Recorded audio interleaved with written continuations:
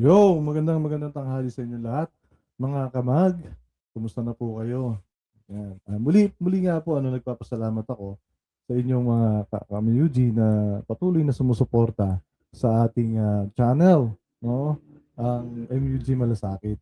Yan. Maraming salamat po. At dun sa mga nag unsub na okay lang po 'yan. Alam naman natin na we cannot please everybody, no? Basta ako wala akong ginawang masama. No? Wala akong ginawang masama. Okay. So ngayon, itong topic natin. Pag-usapan natin itong tatlong magkakapatid na Tulfo. Kasi nga, nung mga nakaraang araw, may pasabog itong isang Viva talent, no? Viva Max. Viva Max talent, no? Isang artista na rated R ba yan? Rated X. Sinabi nga na itong hindi niya diniretsa pero pumutok na ito nga ang kanyang tinutukoy ay si Rapi Tulfo na di umano malakas mag-tip. Maabot ng 300,000 itong tip ni Senator Rapi Tulfo, no? Na ipinagtanggol naman agad nitong si Lolomon Tulfo, no? Pinagtanggol at sinabi nga ni Lolomon na ano naman kung mababae ang kapatid ko kaysa naman manlalaki. Alright po, sa tingin po ninyo, tama ba yon? Tama ba yan na pagtatanggol sa kanyang kapatid ng bababae? Ano yung pakiramdam ng pamilya na pag nalaman na ang tatay ninyo, asawa mo, nagluloko. Nagbabayad ng babae para lang sa panandaliang ligaya. Alright? So pakinggan natin itong si Tito Ben Tulfo, no? Sa kanyang banat dito sa kanyang kuya na Simon Tulfo. Konsentador ka sa mga gawaing mali. Tapos bibigyan mo pa ng dahilan na ang mali ay tama, okay lang ang babae, wag lang ang lalaki. Kung gawain mo at estilo mo yan, magwala ka hanggat gusto mo, wag mo kaming idamay. Aray! Ang sakit nun. Yeah, pero real talk yun. No? Ako, sa aking opinion, pumapanig ako dito kay Tito Ben Tulfo. Ang mali is mali. Diba? Hindi natin huwag nating itatama yung mali. Di ba? Tama ba mambabae na, di ba, na in the first place, isa kang senador, public figure ka, tapos ang dami-dami mong followers, million ng followers mo, gusto ba gayahin ka ng mga followers mo? Di ba? Tuloy natin. Ben Tulfo Unfiltered. Kung sino yung may issue sa pamilya, siya lang ang magsasalita. Kasi siya ang may karapatan magsalita. Siya yung nadadawit. Hindi yung nakikiangkas ka lang, nakikisakay ka. Gusto mong sumakay sa pangalan, dahil kapangalan mo, kaapelyido mo, Tulfo ka rin. Pero teka muna. Kami po nagsasabi noon pa man, nahihiya na po kami sa pinagagawa ng isang kapatid po namin. Kaiba po kami, magkaibang larangan po namin. Ako po nandito ngayon, napapanood nyo. At marami pa po kayo mapapanood sa mga advocacy at nilalaban po namin. Kung ano yung tama, yun pong papairal natin. Kami po sa Bitag, hindi po namin kinukonsente yung mga gawaing mali. Na again, hindi ko sinasabing mali po yung kapatid ko at guilty po siya. Hindi po. Isa lang po ang pamantayan ng Bitag. Ang mali ay mali.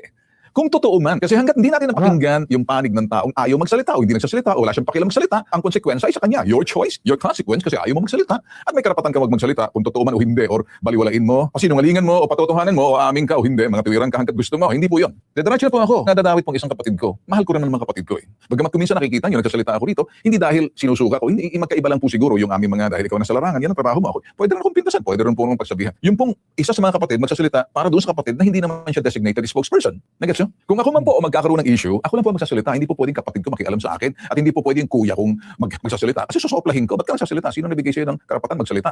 Bakit? Masang katerbang mga tanga ba kami? Kuya Mon? Tama. Na ikaw nagsasalita? Gusto mo magpa-epal? Ang point ko rito, let the guy speak kung siyang may issue. Kung ako po may issue, ako lang po magsasalita. Hindi ko po pwedeng sabihin, o ikaw kuya, o ikaw magsalita sa'yo, o ikaw magsalita sa'yo, senador, ikaw senador. Hindi po pwede, ako lang. Kung ako yung may issue, ako yung masasagot.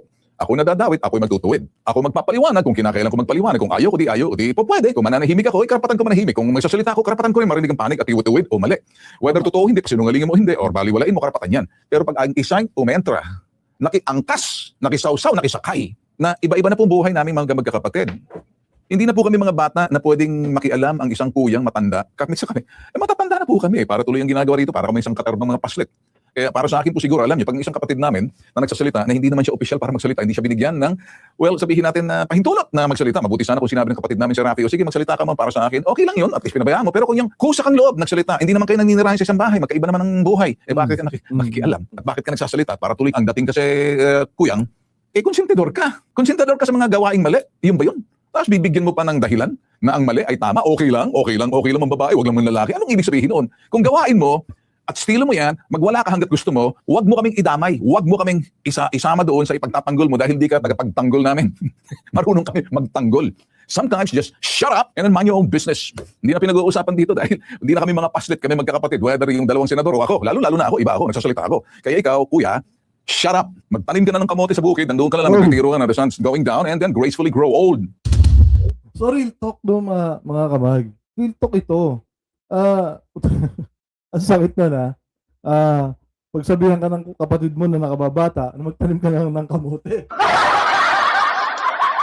Diba? Tama naman. Hindi pwedeng itama isang mali.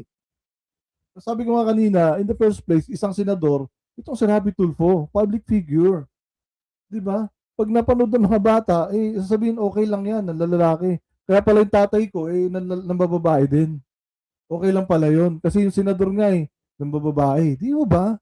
So, maraming magiging kawawang pamilya dito kung ikaw ay gagayahin ng iyong mga constituent, ng iyong mga followers. Di ba? Tama naman si Tito Ben. Bakit nga ba hindi si Rapi Tulfo magsalita? Bakit si Tito Ben na voluntaryong nagpaliwanag, nagsalita, na ipinagtanggol itong si Rapi Tulfo? Guilty ba siya? Ha? Guilty ba si Montulfo? Guilty ba siya? Ginagawain din ba niya? Tatanong lang naman po tayo. Ano? Ngayon, may video ako napanood nitong si Melo Yap sa Facebook kasi hindi na siya nakakapag gawa ng video dito sa YouTube kasi nga naban na siya dahil binand ng mga matatalino. Inireport itong mga matatalinong grupo. Ano? Kaya wala na siyang ganap dito sa YouTube. So sa Facebook na siya nakafocus ngayon. Anyway, sikat na sikat ngayon sa Facebook itong si Melo Yap. Actually, nakafollow ako sa kanya ngayon. No? Well, magagaling naman din yung mga paliwanag niya. Kaya lang, this one, hindi ako agree. No? Pasensya na, Melo Yap ha. Hindi ako agree sa'yo dito. O ngayon, sabi nga dito ni Melo Yap, ito nga daw si Ben Tulfo, pagka hindi tumigil, may pasabog itong si Lolo Ben Tulfo. Ha? May pasabog daw itong si Lolo Ben Tulfo. Ha? So, panoorin natin. Itong, teka lang. Kailangan pa natin stop. Hindi na ako sanay maggawa. Teka lang tuloy. Yan. So, ayan. Ito yung video ni Melo Yap. No? Ito talaga hindi ako agree dito, pero Melo Yap, pahiram ng video mo. Yan. Panoorin po natin. Mga kababayan, tila painit na ng painit ang sagutan ng magkapatid na Benbitag at Montulfo. Kung atin susuriin ang mga nangyayari, mapapansin na si Ben Tulfo ay tila nagbabanal-banalan laban sa kanyang mga kapatid. Parang lumalabas na siya ang santo, siya ang malinis na mistulan. Sabihin na natin na makasalanan itong si Ben Tulfo. Pero tama naman yung sinasabi niya kasi. Tama naman yung sinasabi niya. Melo Yap, sorry, hindi ako agree dito. Pero para lang malaman ng ating mga kababayan. Nagamit para sa clout sa social media at para dumami ang kanyang views. Pero bitag, alalahanin mo ito. Lahat tayo ay may sikretong itinatago sa nakaraan. Kaya huwag kang magpakabanal. Huwag kang magkunwaring perpekto. Dahil sa oras na mapikon mo ang iyong kapatid na si Montulfo, posibleng sumabog ang issue na matagal mo nang itinatago. Mga bagay na pwedeng ikapahamak mo at ng iyong pamilya sa Amerika. Balita ko pa nga ng iyong mga kapatid ay pinipigilan si Kuya Mon na i-post sa social media ang malalim na sikreto mo. At ako man ay umawat din kay Kuya Mon dahil sa pagkasensitibo ng issue. At sa totoo lang, nanindig ang aking balahibo.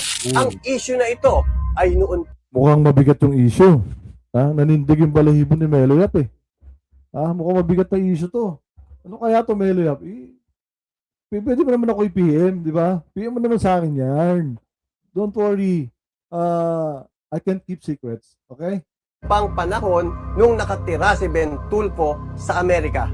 Marahil ay itatanong ninyo sa akin, bakit hindi siya napapakialaman ng Amerika ngayon? Based na din sa kwento ni Kuya Mon ay dahil nagpalit siya ng anyo at nagbago ng identity. Pero tandaan mo ito, bitag, kung patuloy mong aasarin, kung patuloy mong hahamunin, darating ang punto na baka wala nang makapipigil at sa oras na lumabas ang buong kwento at mga sikreto mong nakapagpatindig ng aking balahibo ay maaaring hindi lang reputasyon mo ang masira.